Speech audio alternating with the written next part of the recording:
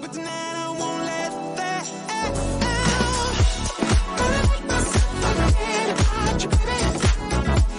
Gonna make my head forget your name. 'Cause tonight I'm gonna dance the pain away. Forget your name. Oh yeah. Feel it in my body. Feel it in my feet. And it feels so good inside. Don't need anybody. I just need the beat. I just wanna dance all night. I don't want to remember everything you did. I'm done with the hurt inside. Feel it in my body. Feel it in my feet. And it feels so good inside. And I always wanna feel like this. I close my eyes and all the troubles fade away. Your voice once got so deep into me. But tonight I won't let that out. Gonna make myself forget about you, baby. Gonna make my head forget your name. 'Cause tonight I'm gonna dance the pain away. Forget your name. Gonna make myself forget about you, baby. Oh, gonna make my head forget your name. 'Cause tonight I'm gonna dance the pain away. Forget your name. Forget your name. Gonna make myself forget about you, baby.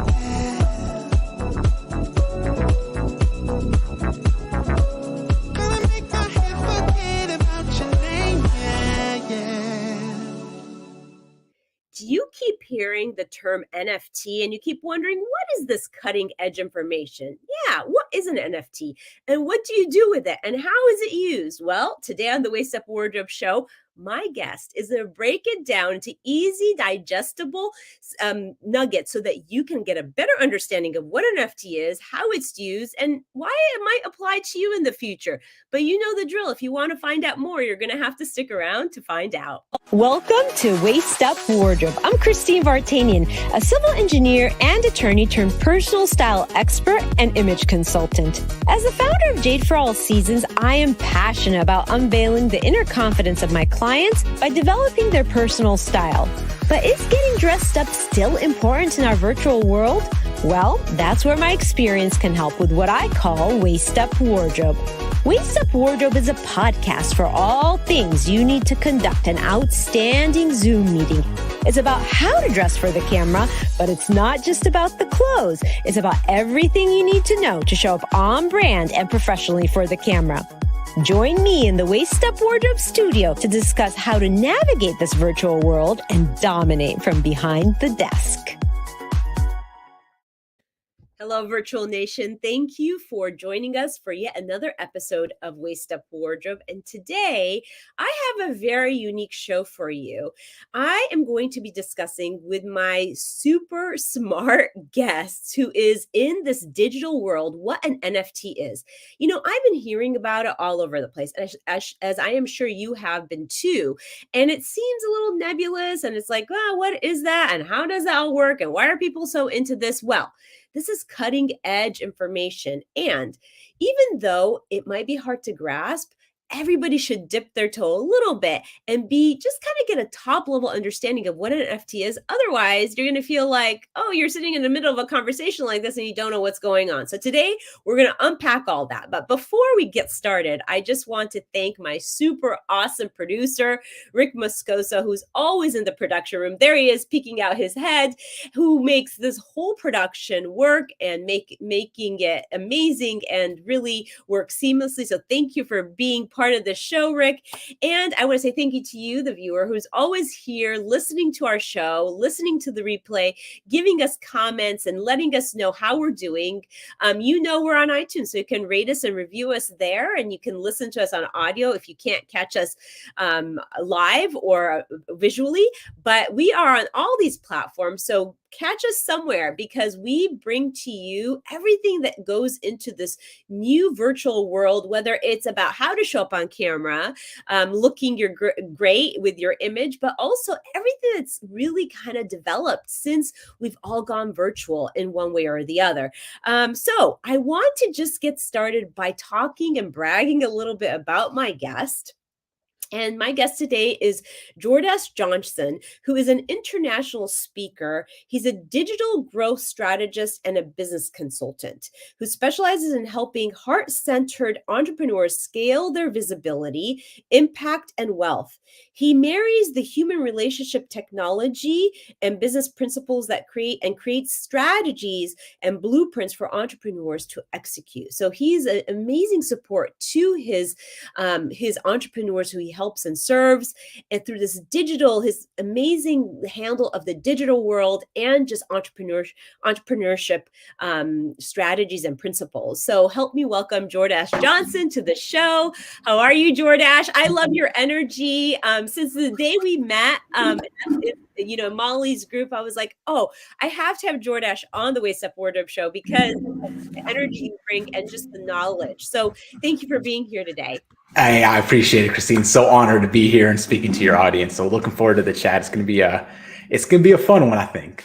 I think so. I think it's something that we're going to talk today. What we're talking about is something everybody wants to know about, but it's a little bit intimidated by. So Right. I think that this will be sort of, because we're breaking it down into easy, digestible, consumable steps. I think it's a really good sort of teaser to anybody who wants to start learning about NFTs and also gain a better knowledge of it. So I just want to get started because I do this every time with my guest. Okay. To get to know you on a personal level a little bit more, okay? So I'm going to throw out this or that questions and just like give me your first response, okay? All right. I love these. Let's go. Okay, cats or dogs? Dogs, no doubt about it. Do you have one? I have 2 now. Most we've ever had was 3. Now they all my wife's the dog whisperer, so sometimes they just show up on our front step. And we keep them. Well, that's interesting. Okay, so let me ask you something else. Jeans or khakis?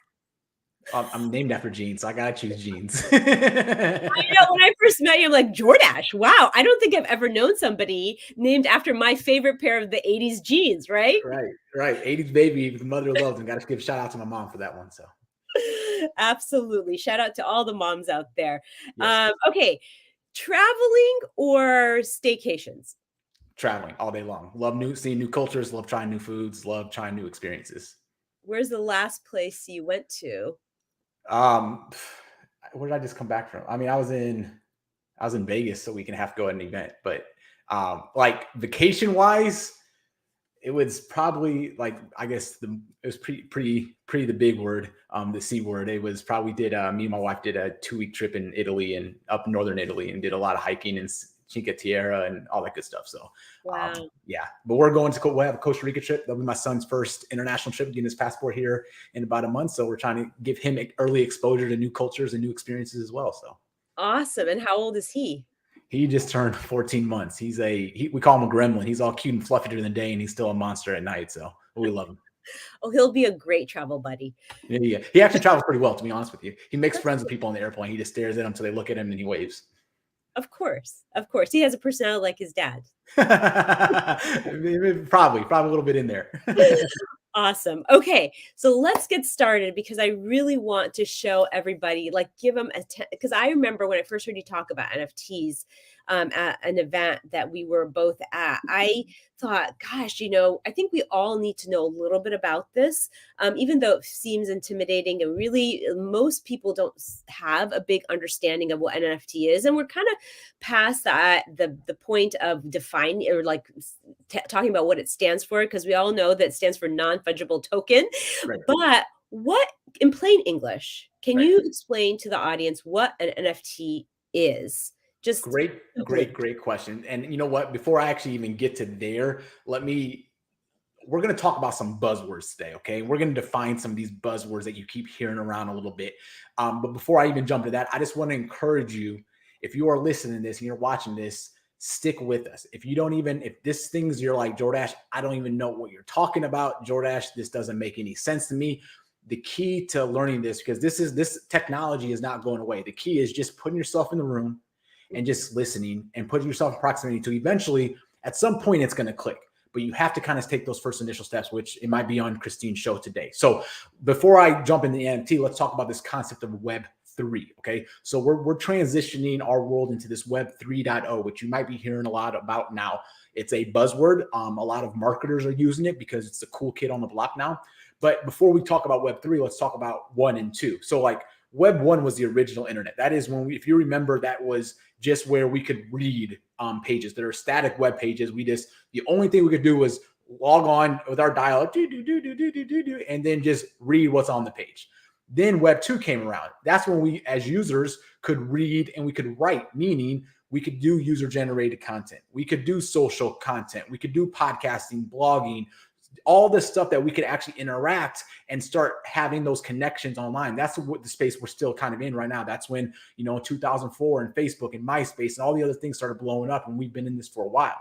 The downside of Web 2, though, if you can look now, it's just very centralized, meaning Google owns a big chunk of the internet. Facebook owns, or Meta owns, Facebook and Instagram, two of the most popular social apps, things like that. But all that is, we are all basically the product of that, meaning we get on these social platforms. We are the data. We are the ones generating revenue, ad revenue for those companies. We're not being compensated as the product of those businesses. And that's where Web 3 starts coming into play, because now Web 3 is, there's going to be a lot of different technologies out there. But the big thing that I want you to take away about Web 3 is it's going to be the environment where us as a consumer are now going to be able to own and control who profits from this one time, our time and our information, who actually controls this, and who actually, there's never going to be a complete control, because it's going to be decentralized to an extent, never fully decentralized, but to an extent. And when we talk about Web 3, this is underneath this Web 3 umbrella, there are pillars. And this is when we're talking about crypto or NFTs or the metaverse or whatever other buzzword you're hearing out, all that wraps underneath this Web 3 umbrella. So I just want to kind of paint that picture of, we're just talking about one pillar of Web 3 today, which is NFTs, but there's all these other things that are going to be working together, kind of create this new environment and experience that we're going to be able to have here in the future. Okay. I love that. I love what you just said. And just, if I can just go back before you define NFT or get into that a little bit. So what's an example? And I'm just taking it very rudimentary, getting very granular here.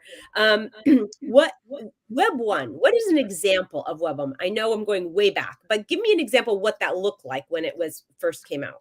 Do you remember Netscape, like 1995, 96 timeframe? I'll put it like this. I remember my first experience of the internet was, I used to go to my aunt's house in Minneapolis at the time. And we'd go to a computer and we would log on to the internet. And this is when you used to pay by the minute, if you remember that time frame.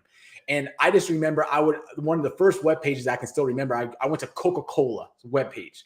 The only thing I could do on Coca-Cola's webpage was read what they put on there. Like, I couldn't interact with it. I couldn't create my own content and upload my own content to it. I just could, whatever the owner of that website was, they put that out there and I would just read it. That was it. So like that's all that was really happening at that time. Was there's a web page had tables and text, and that was all that you could experience in the internet at that point in time. There was no e-commerce happening. There was nothing of that shape or form. It was just a read-only environment. And that's what when we talk about it like that. And then when we get to Web 2, which is what we actually are really well versed in right now, is, we're talking about all the social media, the Instagram, the, Google, and now e-commerce would fall under 100%. Right?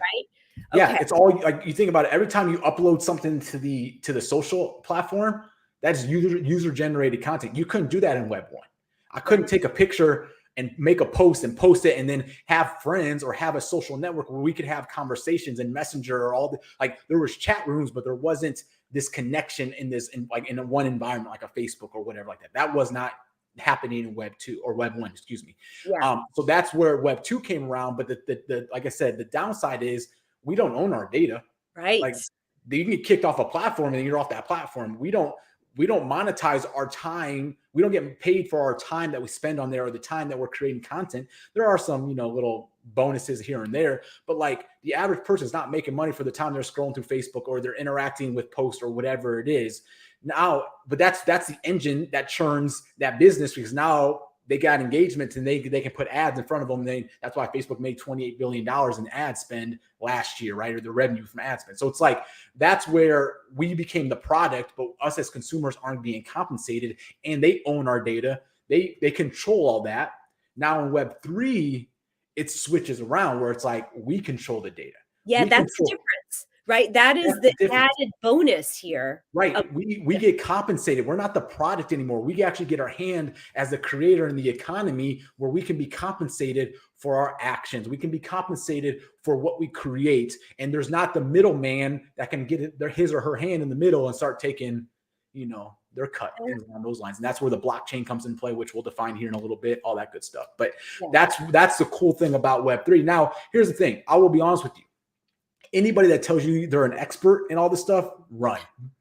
Run. We're all learning along the way. Like that's the thing is this. And the more you hear about this, you're gonna be like, oh my gosh, I'm late. Oh my gosh, I gotta hurry. Take a deep breath. We are so early in this adoption curve. Like, just that's the whole goal I said in the beginning. Just start putting yourself in proximity of people talking about it. Listen to those conversations on Twitter or Discord. We'll talk about that here in a little bit, but just start learning and hearing people talk about things you have no idea about. The goal is you have to be comfortable being uncomfortable at this stage. And that's just every piece of technology that's ever existed. We all go through this phase. And you remember the iPhone, like no one knew how to use the iPhone until now everybody has an iPhone. Like now it's just mass adoption. It's like, how did I live without the iPhone? Or whatever technology you can talk about. We're going through that same technology adoption curve now with Web3 and the NFT space and things like that. Yeah. And so the Web3, you said, is this big umbrella. You got the crypto, you got the NFTs, you got the metaverse underneath that umbrella.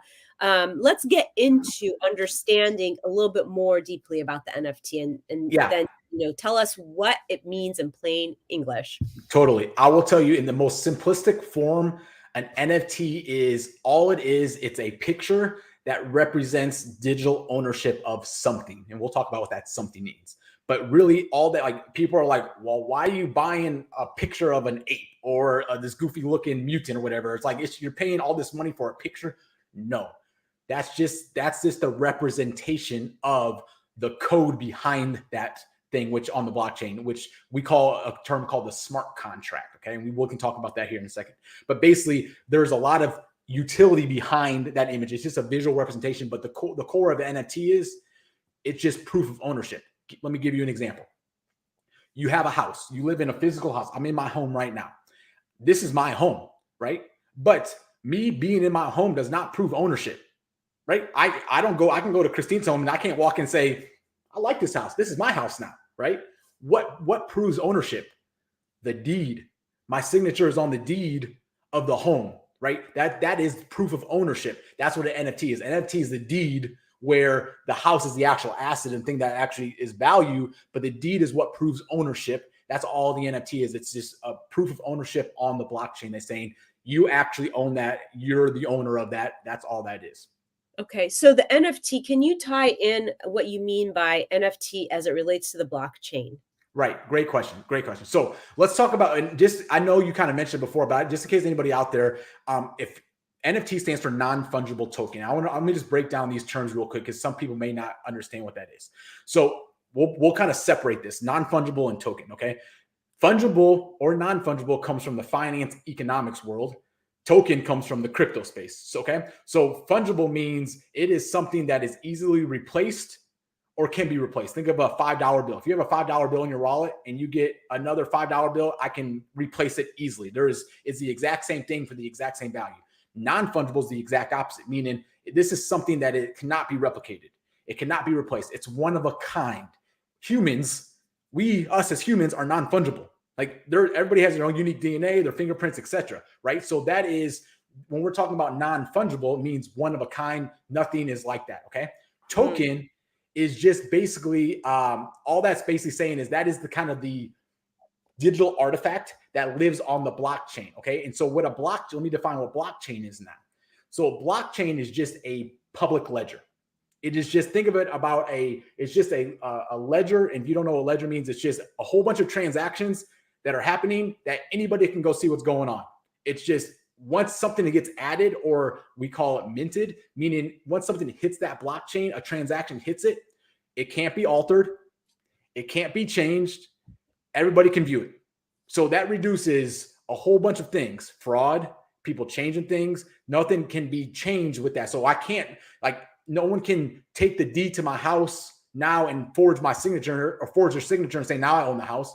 They can't do that on blockchain, right? So there's this, it's just a way to be able to be more protective of the private, not privacy, but the authenticity behind that. So all we're saying with the NFT now is you have this unique piece of a unique asset that now the proof of ownership, the signature, lives on the blockchain, which it can't be altered. And that's how they're both connected. So when you have an NFT, the proof of ownership lives on the blockchain to show you, okay, now I can go look it up and say, okay, you do own that.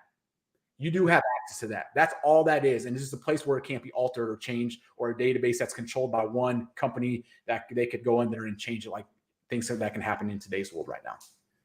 Oh, wow. Okay. So that was a great breakdown of just understanding how they relate to each other. And so can you give us an example of, an NFT that I think most people are talking about right now, or just an example NFT so we can get a better grasp of what this looks like? Right. So, and actually, before I actually jump into like a specific example, let me just kind of give you some categories of NFTs, because there's different categories of NFTs. It's not just one specific type. And I will tell you guys, this stuff changes. So by the time you hear this, there might be another one added, right? There might be something like that's how fast this works. But like in the NFT space, there could be an NFT for artwork, or there could be an NFT, and we can talk about, and I'll give you some specific examples here. One of the most famous NFT of artwork, meaning one of one, meaning it's unique, was this gentleman or this artist named Beeple. Okay. Back in March of 2021, this is one of the most famous stories out there. He created a digital piece of art that somebody bought for $69 million. Why? Right? Because it's unique. It's one of the first ones. And there's different, like, that is like buying the Mona Lisa. That is like buying a piece of art. It's an art collecting. Instead of me having owning the physical piece of art, I actually now have digital ownership of this thing that now people will want to buy. There's a market for it. Just like private art collection. There's some people like, that's an ugly piece of art. Well, some people are like, well, that's a piece of value. Like, I value that piece of art, or I like the artist, or it's a Picasso, or whatever it is. Yeah. There's just somebody sees there's value in that and they're willing to pay for that. That's all that happened there. Right. Mm-hmm. So that's like the kind of art type of NFT. Now there's also the collectibles NFT. And this is where you start getting into this concept of utility. When if you ever hear somebody talk about the word utility, all that means is benefits or unique things that you get for holding on to that NFT. Think of it like a membership, a unique membership. Okay. Yeah. So for example, like there's one of the well-known ones in this space is the Bored Ape Yacht Club. And it's goofy little apes. We can share my screen here in a second. We can pull them up. Yeah. But basically what's going to happen is when you have this unique experience, when you have this unique piece of art in a sense, or digital art, it becomes a collectible. It's just like a trading card, or just like a Pokemon card in the physical world. This is now, it's a digital piece of art, but now instead of just owning the card, there's a whole bunch of benefits that come with holding that, right? Mm. So for example, that Bored Ape, which I'll tell you, started out at about $400. Now the cheapest one is, well, crypto's been crashing lately, so we'll go after cheapest one's $175,000 right now that you can buy into that, right? Now what happens though is if you hold that unique, because there's only 10,000 of them in the world that exist, you get exclusive access to more NFTs that company produces, or a unique community. So I'll tell you right now, this is one of the famous ones where there's a whole bunch of celebrities that own them, right? There are Steph Curry, Paris Hilton, DJ Khaled, Jimmy Fallon, Tom Brady, Mark Cuban, right? Snoop Dogg, Gwyneth Paltrow, Gary Vee, Adidas even bought one. All these celebrities bought this one NFT. And what that does is now you're part of that group. People want to be part of that group. People want to go to a party that only those NFT holders can go to. Why? So you can rub shoulders with them. Like, it's an exclusive. Think of like a country club. Deals aren't made anymore in golf courses. Deals are going to be made in NFT communities, because these are unique communities where people are going to be able to have access to people they never have been able to have access before, right? Now, and we can talk more about all the other benefits of that one, but like that is just one type of NFT. Now, just to run through a couple other ones, there's sports memorabilia NFTs. There's video game assets. So like think of Fortnite. if you guys, all your parents out there, the people know Fortnite or Roblox or whatever, people are buying all the digital skins and shoes and all the other stuff. Those are all NFTs. Like the people that you actually own those things that you can actually take with you. There's virtual land, I mean, we can go on and on. There's a lot. Now, I will tell you, just because I know, Christine, you're in the, you're kind of in this business fashion space. There's a lot of fashion companies coming into this space right now, right? Can you explain that? Like how? Yeah. Yeah. Great question. So I'll tell you right now, like two right now, Dolce Gabbana just launched their second collection. They launched one last year. And they just launched one here again, I think about a month or so ago. And basically what with Dolce Gabbana, what they're basically getting is there's, they kind of think of it like a black box, a gold box, and a platinum box. Okay. So that's kind of like the picture of what you bought. You like a specialized box. And I think that was a visual representation. Is that the token? Is that the actual token part? So then it's like, that was a picture, if you want to think of it that way. So it's like, you can buy a black one, a gold one, or a platinum box. Okay. With the black one, what you got like, that's kind of like the first level. Let's think of it that way. They got, if you own that, if you hold that NFT, you got exclusive digital and physical drops of D&G, Dolce & Gabbana apparel. So actual physical clothes you can wear in the real world, but also one thing that's blowing up in the fashion space is digital clothes. So what are the assets that you can actually dress your avatar in I told you I wasn't going to say the word, but the metaverse. That's like, so all the different skins, the shirts, the dresses, like their first, actually Dolce & Gabbana's first NFT last year was 5 dresses that you could wear in the virtual world. One, they made $6 million selling those 5 dresses. Because now people want to have that, oh, hey, I'm one of 5 people in the whole world that now have that. Now that resale value is going to be, because somebody else is going to want that at some point in time. So now going back to this, now these black, gold, and platinum boxes, you get actual real world and virtual goods. You get actual memberships to a series of their different virtual events, and you get different D&G swag. That's kind of the black one. The gold one just gets more exclusive swag, more exclusive apparel, more exclusive shoes. And then the platinum one, you get all the other above, but with that one, you actually get invited to an offsite, real life, intimate Dolce & Gabbana event where there's only a select few people in the world that are going to be able to attend. Can I ask a question right here? I'm just trying to absorb all this, but I have a question. So, people buy either to get out of pain or to experience pleasure, right? Those are the 2 reasons people buy, right? Right. So in this case, when you're buying a digital outfit for your avatar, what's the pleasure you're getting? Because it's not about staying out of pain. It's more about pleasure. But what is the satisfaction? That's what's a little bit mind-boggling for me. Right. And I'll tell you right now, if you talk to basically anybody under the age of 18, they're going to be like, how don't you see this? Because I'm going to tell you right now, people, the younger generation, they are living in the Minecraft. They are living in the Fortnite. They are living in Roblox. And they understand the value of having the unique pair of Nike's another brand that basically you can have, you're the only one that has digital shoes on your avatar. You're the only one that has that physical thing. Now that can unlock, here's the thing is, some of these things, we don't know what they're going to do yet, but some of them they can unlock special things in the game that you can't get unless you have that piece of apparel. Some of the things are, you get, some are more rare than others. So they may give you like a superpower or something like that. Some are just for social status, to be honest with you. It's just like somebody wearing some red bottom high heels. You wear the red bottom high heels because people know that I can afford the red bottom high heels. You know what I'm saying? And so it's just bringing that into the metaverse where we're going to be living at there's going to be a lot of us experiencing that here in the future. And it's just like, we're going to have, just like we have what do we wear in the morning? What do we get dressed at? And things like that. We're going to want to dress our avatar. There's jobs being created by fashion designers specifically for designing clothes for the metaverse, right? Because they understand how important it is to be able to have that representation. So it's a social status. It can unlock unique things. But the other thing too is, you got to remember, unlike clothes right now that I wear in the physical world, if I resell them, I usually resell them for cheaper.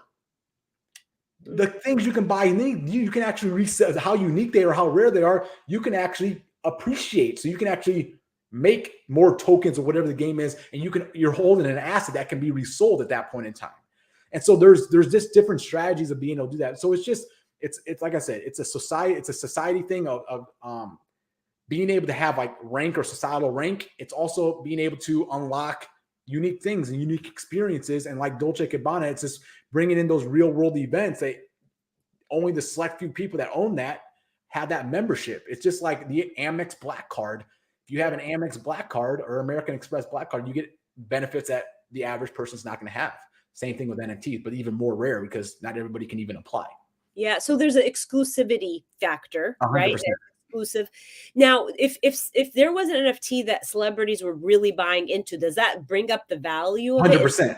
That's why Bored Apes Yacht Club started blowing up. Jimmy Fallon, him and Paris Hilton started talking about on Jimmy Fallon's show, brought it to the mainstream. Now it's just like a celebrity endorsement, but now instead of, I grew up Michael Jordan fan, right? Yeah. You think I like Gatorade because I saw Michael Jordan drinking Gatorade all day, every day, right? Of course I was drinking Gatorade. I want to be like Mike growing up, right? Yeah. But now instead of just seeing and being like, I want to be like that, now I can actually be part of the club that they're a part of that we can actually potentially interact with in real life. Or I can just say, hey, I'm part of the same club as Steph Curry or Tom Brady or whatever.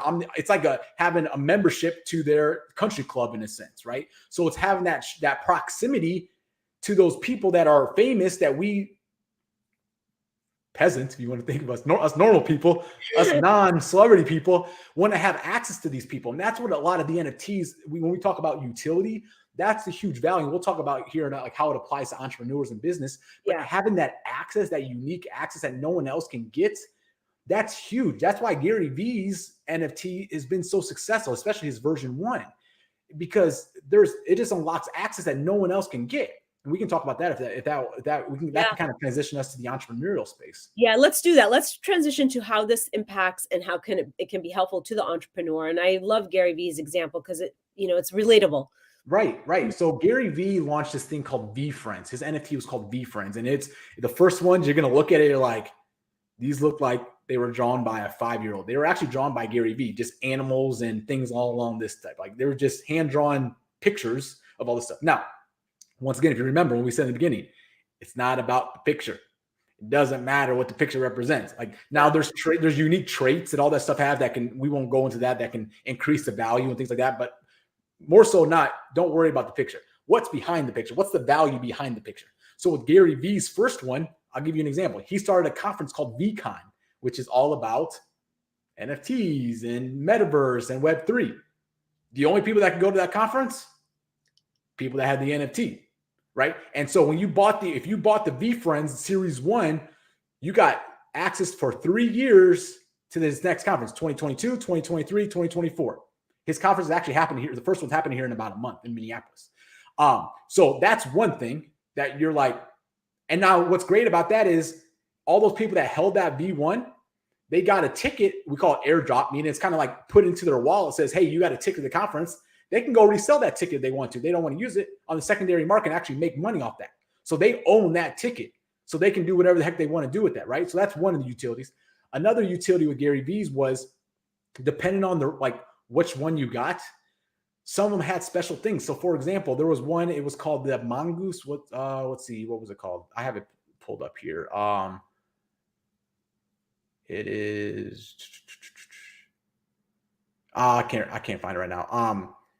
It was a mongoose type of animal. Okay. And so basically, long story short is if you held that NFT for the next 3 years, that gave you 1 2-hour meeting in New York with Gary Vee at his headquarters. You can't buy that. Like you cannot sign up for that on any web page. You can't do anything to have a 2-hour meeting with Gary Vee. Right. And so only a select few people that hold that one. I think that one was $130,000. I think if I remember correctly, how much that NFT was, that specific one that unlocked the stuff. Now, this is just the beginning because Gary, he's been out and he said, he's like, these are all characters.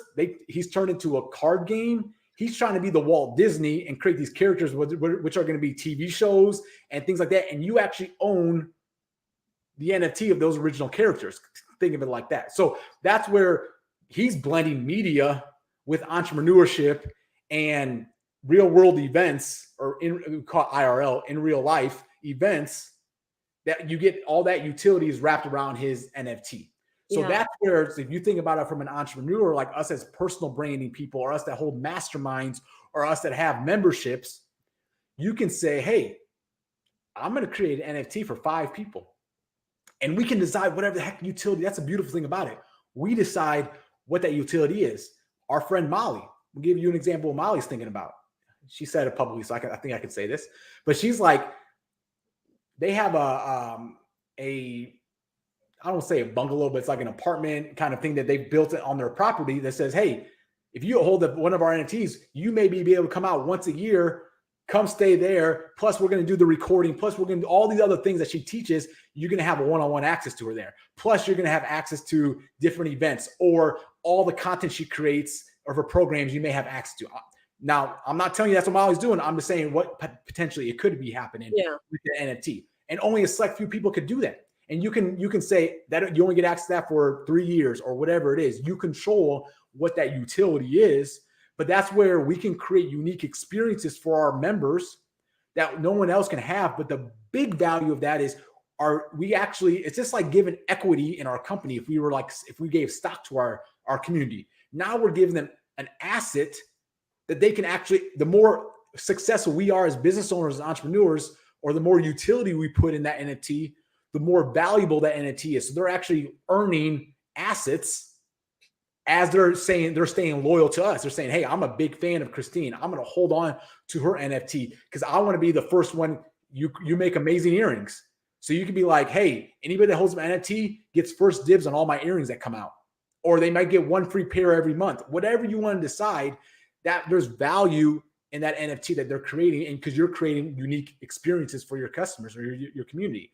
That add value that they could turn around, resell it. They could rent it out if they wanted to, or they could hold on to it and let it appreciate in value and sell it at some time. So I have a question right here. So Bev Saunders is on. She says, this is mind blowing, and it truly is mind blowing. And I'm just, I have a question. So how is the idea of the NFT, investing in an NFT, different than just creating what we used to call a membership? Like, right. Like, break that down for the audience, because that is still kind of, fuzzy. Yeah. So I'll tell you right now, as of right now, there's some difference, but there's not a huge difference. I will tell you that. But the big value, there's a couple things I will tell you from a business owner standpoint that can be valuable is, so right now, if you have a membership, somebody joins, you need to add them to the group, add them to the course, add them to this. You can have some software that can help automate that, but you need to verify that was the person that bought is the person that gets access. And then whenever they leave, I need to be able to say, these people aren't in the group anymore, or in the membership. So I need to figure out, how do I identify who those people are and remove those? All that can happen automatically if you're using an NFT. Because what happens is, instead of me logging in with my username and password, I'm logging in with my wallet where my NFT is stored at, that says, hey, does that NFT in your wallet? Yes or no? No, you're not getting in. Yes? Okay, you can get in. That's like, so you don't have to worry about any of that behind the scenes. It just happens automatically. So that's one valuable thing from an operational standpoint. Now, the other thing about this is, with the membership, once again, this is where the Web3 part comes into play. That right now, if somebody joins your mastermind, your membership, like, they don't earn any value for participating in that membership. Besides the content or the proximity, they get value for what they paid for, but they're not getting any economic value in that. So you're really not rewarding your customers for believing in you or trusting you or being in your world. But if you give them an NFT, something that holds value, that basically says there's only a certain amount of these, and if you hold on to, you can access as long as you want, but if not, you can turn around and sell it to the person down the road. Now they can actually say, all right, I'm going to use it for 6 months, get my value, then I'm going to go sell to somebody else. Maybe it's more, maybe it's less, but I've actually added more. I've added more value to that membership, so I'm going to actually get more value. I can get value for leaving that membership or being a part of that membership or giving somebody access to that membership. Versus now, like, if I leave your membership, like, I'm not going to be like, all right, I got dibs on my next spot. Hey, you want a spot on Christine's? I can turn around and be the middleman and sell it back to that, right? So it's an asset. It's an asset. Now, here's the beautiful thing about this. Here's what's great from a creator standpoint. So you sell that NFT once. Let's just make up a number. Let's say you sell the NFT for 1 ETH, because we talk in ETH, we don't talk in dollars or Ethereum tokens. Okay, so let's say it's worth, as of today, after the bloodbath crypto's been going through the last couple of days, it's about $2,000. Let's say, make that up. So that's $2,000. That's how much that somebody paid for that membership. So you get that ETH or that $2,000 that goes into Christine's business bank account.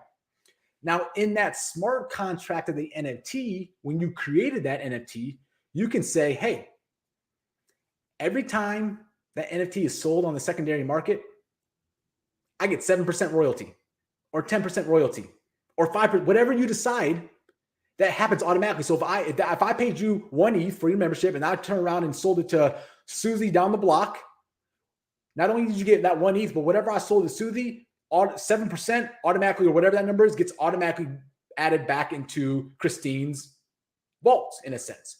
Now, why is that powerful? Let me give you an example. Gary Vee, like I told you before, he did I'll give you some numbers. He did like 70-ish million on the initial sale, but then he was making like $8 or $9 million a week on the secondary sale from the royalties that were going on. Because every time somebody sold it, he was getting more and more money. Now, that's a good thing. Now, the huge value, this is why Web3 is so powerful from a creator standpoint. Think about an artist, musical or like hand drawing or painting. Once they sell their painting now in today's world, they get that first transaction. If they sell it for $100 at an auction, cool, great. Or at a garage sale, let's say, and then 2 years later, somebody decides to spend $50,000 on that in an auction, they don't get that. The person who actually created does not get any value from that.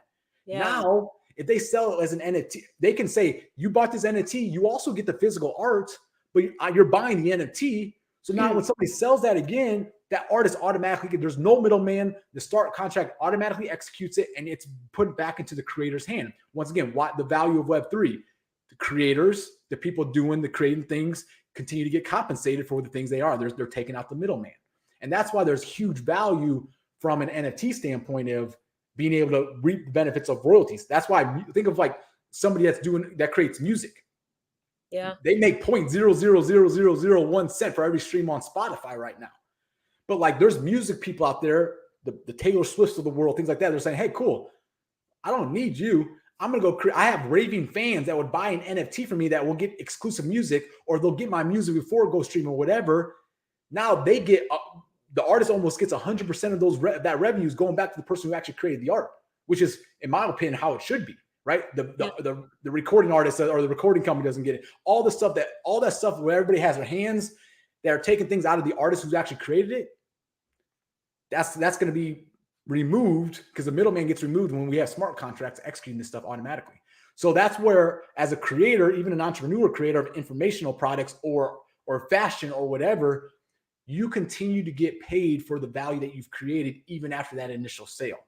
Which is really, really interesting and a really important part of having it, creating an NFT is that as the creator, once you've sold it, that's not the end for you. You can still continue to profit from it if it gets resold. Right. Is that right? 100%. And you set that up. You have complete control of how you set up that initial NFT. So you can say, hey, I want 10%.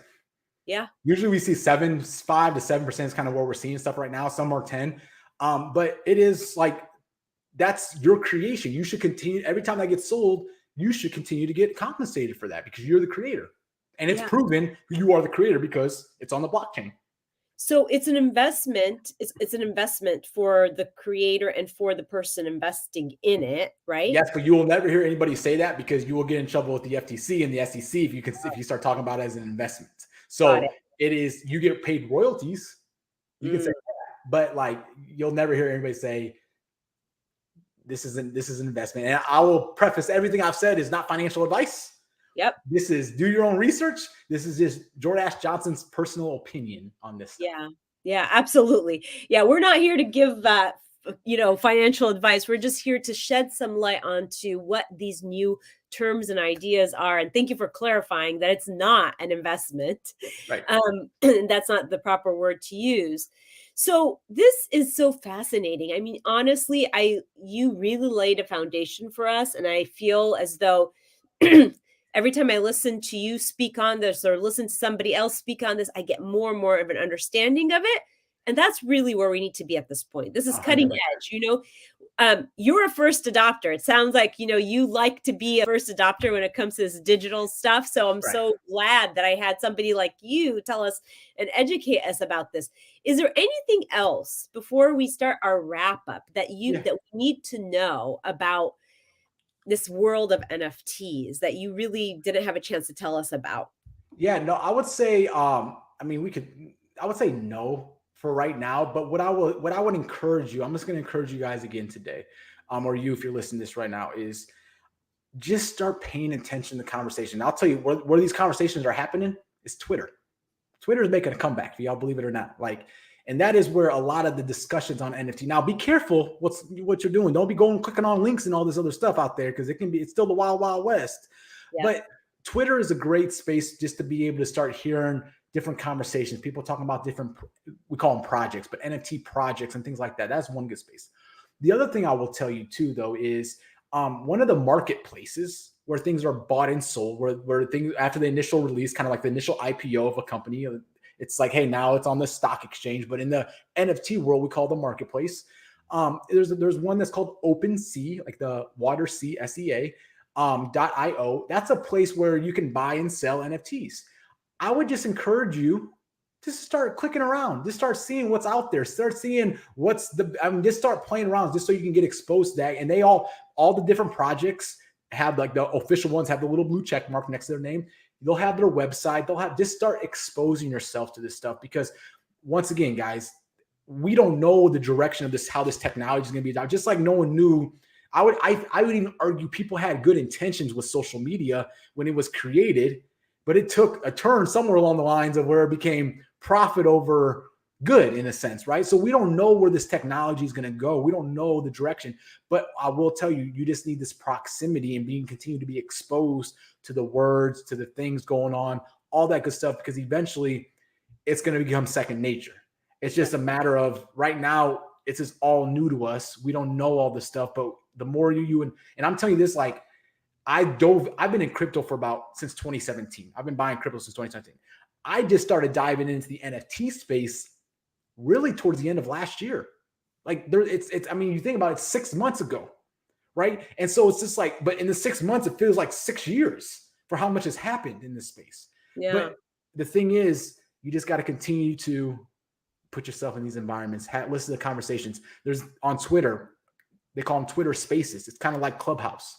There's always a Twitter space going on around NFTs or a project. Listen in. Just hear there's good podcasts. I can drop some good podcast opportunities. Whatever it is, just start listening to that, and things will start getting a little bit more clear. You'll start seeing, oh, I see how this can apply to me personally. Oh, I see how I could potentially do this in my business.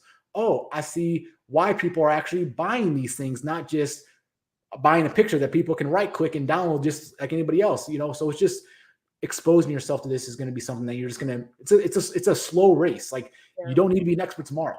Yeah. It's a slow exposure. Yeah. That's and it. Do you own NFTs yourself?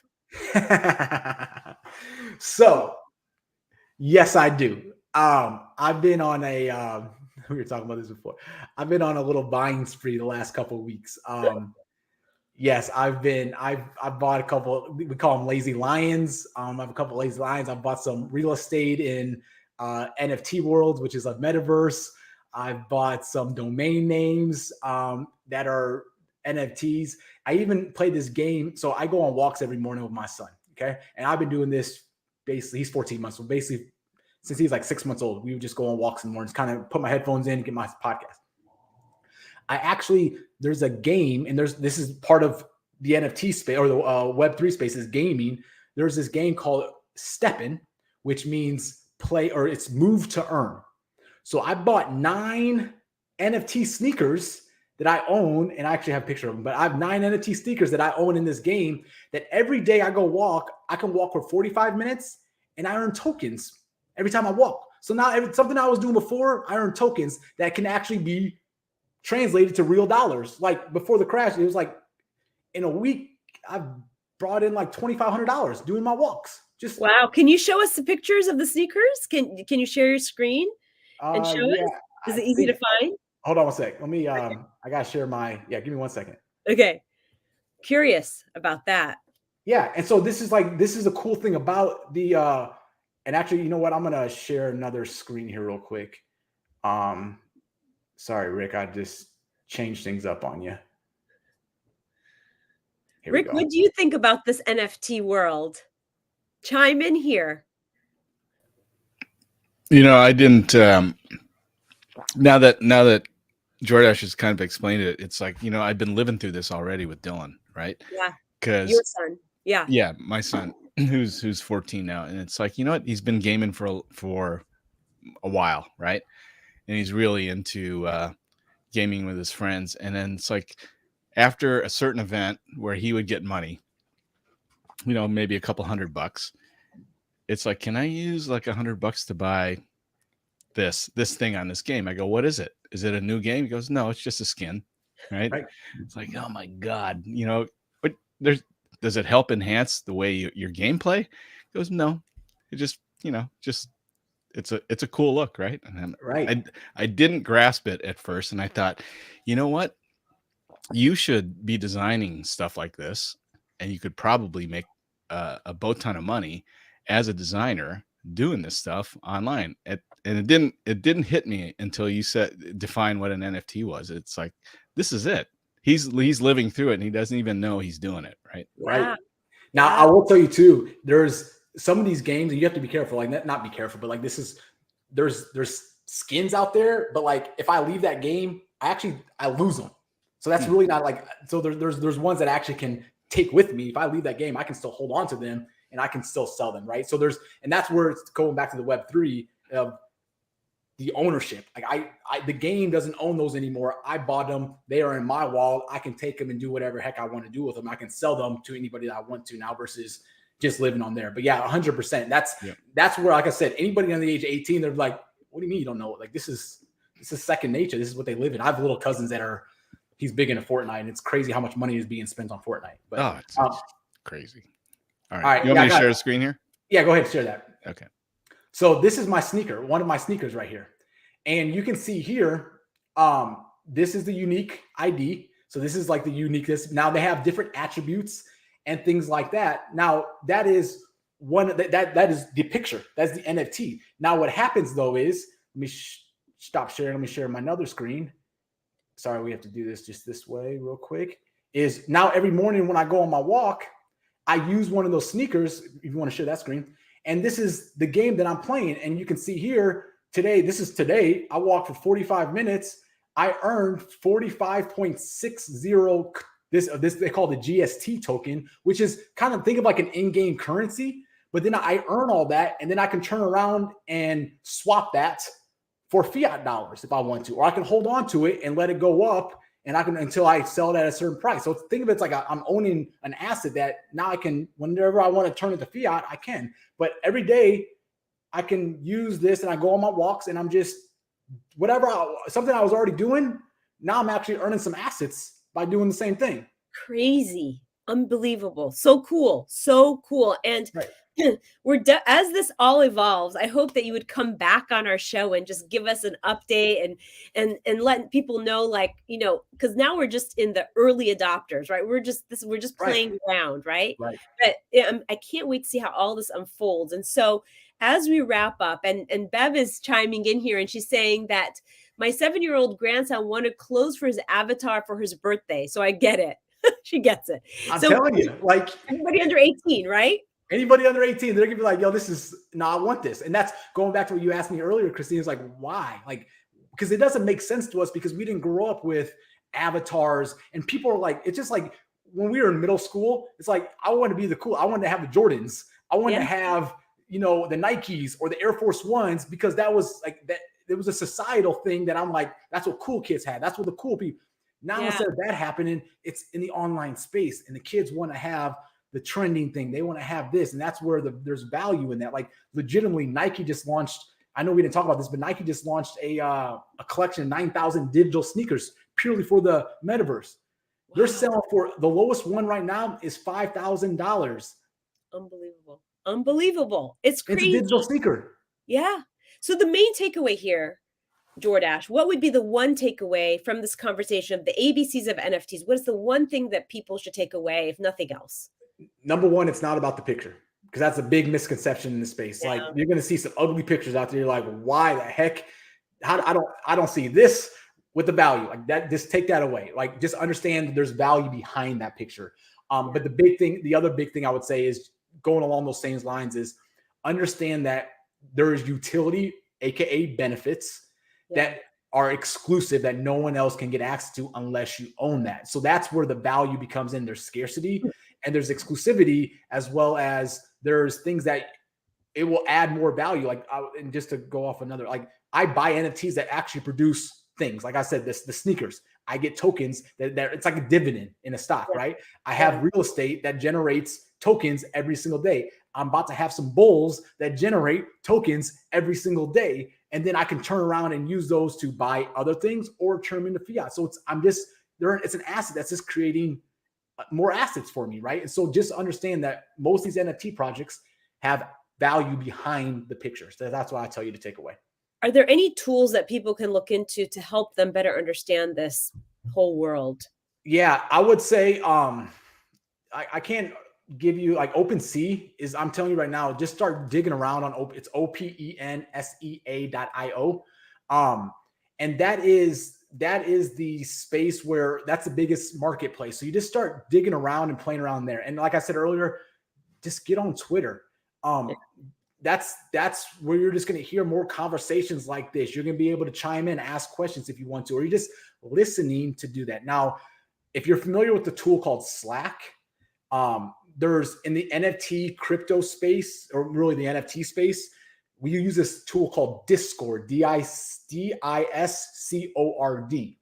Very similar to Slack, but that's where these projects have their own kind of Slack channels that you can go even deeper and learn more about that and have the community. You don't need to go that deep unless you want to be like me and start nerding out, or if you actually buy one. But Twitter and OpenSea, I would say, are like the most prevalent spaces right now where you can get proximity and just, like I said, just start putting yourself in environments that you're like, I have no idea what's going on, but I'm just going to listen. And that would be my biggest piece of advice right now. That's what I did. And then eventually I just started going deeper and deeper and deeper and deeper and building connections, going to specific events and things like that. And then pretty soon I'm like, okay, like this all makes sense now.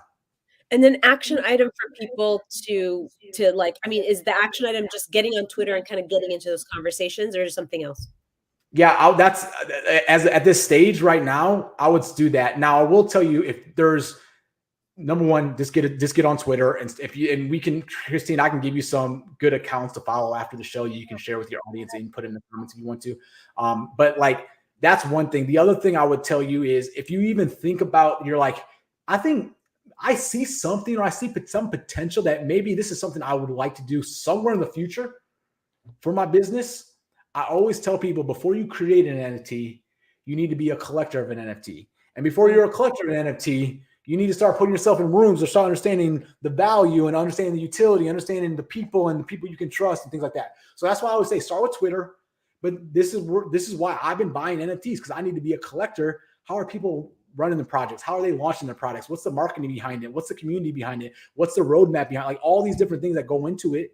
So eventually, either I can start supporting other entrepreneurs that want to do that, or I want to launch my own NFT in the future. But that's like the progression that I would give you, is put yourself in the environment, start collecting, and then eventually you can create your own. Yep. Perfect.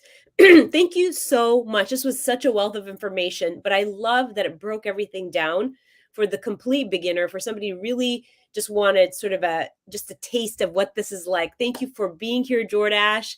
It was a pleasure interviewing you. Thank you so much for your time. And there you have it, Waist Up Wardrobe Nation, the Waist Up Wardrobe weekly wrap up. And join us next Thursday at 11:30, same place, same time, where we bring you another fresh episode of Waist Up Wardrobe.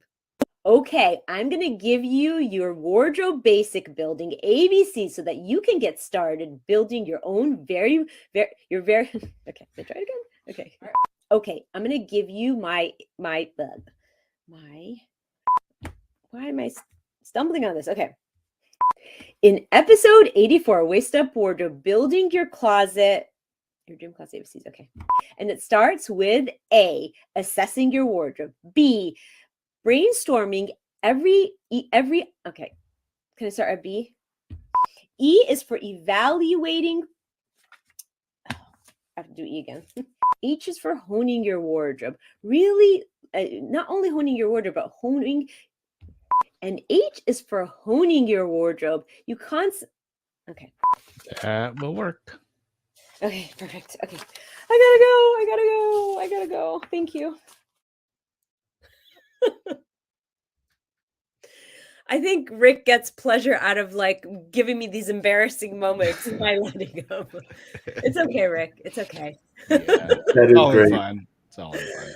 Thank you, Jordash. I really appreciate your time. It was amazing. Every time I listen to you, I learn, I understand a little bit better, and I really feel like we broke it down. How did that feel to you? Did you? Was it? Yeah, you can tell like I nerd out. I love talking about this stuff, right? And there's always I get excited sometimes. You already know this, and so it's always good to try to break it down even simpler or for the beginners. It's always a challenge sometimes for me, but I think hopefully they got some good stuff out of it. But it's something that I'm always continue to try to get better. And you already know who I am. Like if I learn something, I am more than happy to share with anybody who wants to listen. So this is the fun stuff about the space is there's good collaboration happening because I look at it, I wouldn't be where I'm at if people didn't take the time to explain things to me, or people didn't take the time to break things down, or I was like, what is utility? I keep hearing this word and what does this mean? Like, I don't get it. Right. And it's like, oh, benefit. Well, why don't y'all just say benefits?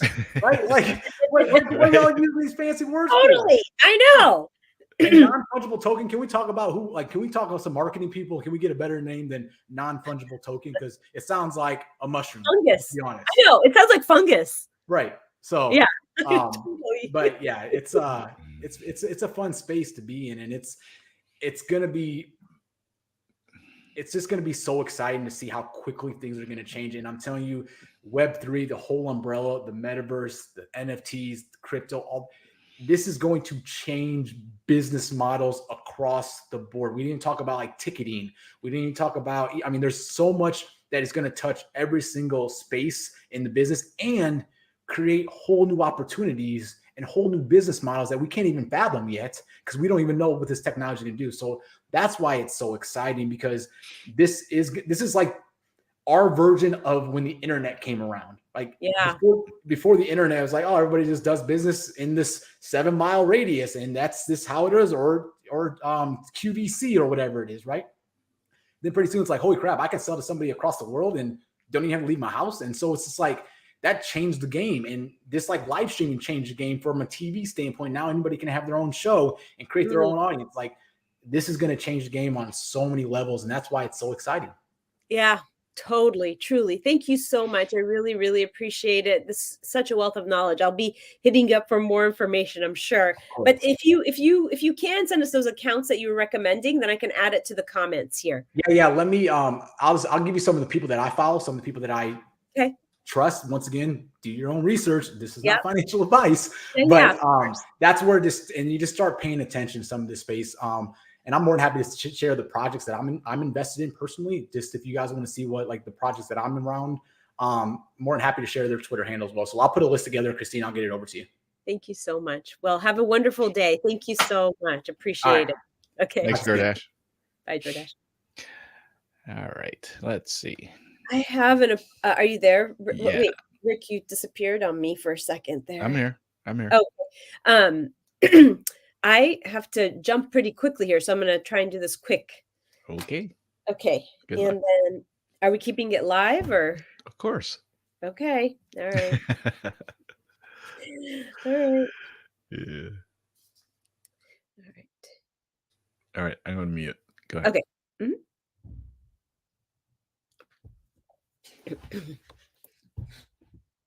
Do you keep hearing the term NFT do you keep hearing the term NFTs and you're wondering what the heck is that? And you want to be on the cutting edge of knowing what that's about? Well, join us in this episode so that you can learn the ABCs of NFTs. What do you think? Will that work?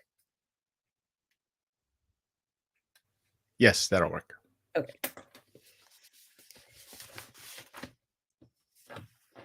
It's not about the thing. Let's see. In episode 93, the ABCs of NFTs, we cover what NFTs are and how they can be used. And I know it's a little nebulous of an area, but it is so exciting because it is the cutting edge of what's going on in what they call Web3. And the Waist Up Wardrobe weekly wrap up in a nutshell about the ABCs of NFTs is the main takeaway is just start dabbling in it. Go on Twitter and get into some conversations about what NFTs are so that you can have a basic understanding of it. One tip to remember is I might have to start there. I'm having a hard time talking because of my. You want to start at one tip? Yeah. Yeah.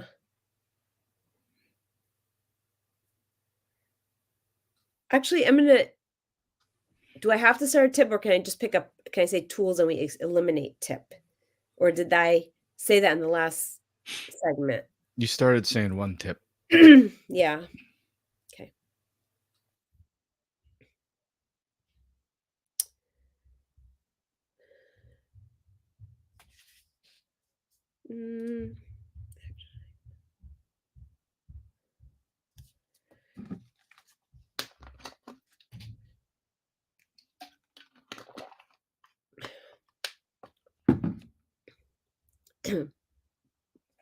A tip to remember is start paying attention to the conversations around NFTs, like getting on Twitter and kind of joining some of those conversations, because that will give you a great basic understanding of what an NFT is and how you can use it. And remember, an NFT is not about the actual thing you buy, it's about the benefits you get from buying that actual thing. I know that sounds a little nebulous, but that's why we were covering that in this episode. And finally, action item. Don't be afraid of it. Just start having the conversations around it and watch this episode, because this episode's goal was to give you a basic understanding, ask all the rudimentary basic questions so that you can have a foundation if you want to dabble in the idea of NFTs. Is that good enough? Yep, that will work. All right, great. Let's kill it. Okay, hold on.